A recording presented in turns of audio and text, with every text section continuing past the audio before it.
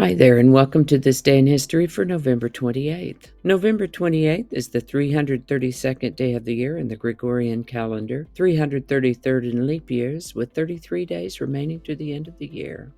Today's word is more a phrase than a single word, and I wouldn't have thought to consider this as a word of the day except when I opened Merriam-Webster online to get a word for you. There it was, Vox Populi, Vox Dei.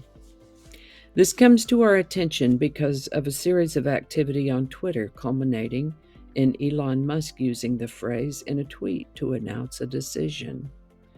So what does this mean, Vox Populi, Vox Dei? Being a bit of a word geek, I knew that Vox means voice, Populi means people, and Dei means God. Given the context in which Mr. Musk used the phrase, one could extrapolate that he meant to say that opinions had leaned in a certain direction, the people spoke, and that was what he was going to go with. And then I opened Merriam-Webster online, and here it was, Vox Populi, Vox Dei, which is given to mean the voice of the people is the voice of God. This comes to us from Latin. First known use appears to have been in the 6th century. Although being Latin, it certainly could have been in use a few hundred years before that. Of course, much more discussion has ensued on Twitter, even these 10 days later. It is, after all, Twitter.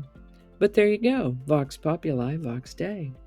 And with that, a New Zealander sightseeing plane traveling over Antarctica crashed, killing all 257 people on board on November 28, 1979. People found this tour flight fascinating. They loved to see the Ross Ice Shelf. The problem with flying Antarctica, though, is being a vast ice and snow-covered continent, visibility can be an issue. For one thing, there are no visual references in terms of landmarks, for instance. On this particular day, the tour flight was being flown by pilots unfamiliar with this particular tour. I mean, they might have been able to get you from Orlando to Albany, no problem, but vast, featureless Antarctica is another matter. So there's that. Plus, a storm blew up, further obscuring their ability to tell where they were going. To further complicate matters, magnetic compasses are well nigh useless that close to the South Pole. There were other issues too, and the confluence of multiple pilot errors led to a crash. So, if you're ever in New Zealand and want to take this sightseeing tour, if they even still do that, make sure it's a favorable weather day and that you're flying with pilots familiar with the route. From the inception of the Billboard Hot 100 in 1958, songs were ranked by sales and airplay records. In 1991, Nielsen's SoundScan, now known as Luminate, began tracking sales data for music, with radio airplay to be tracked by a company called BDS.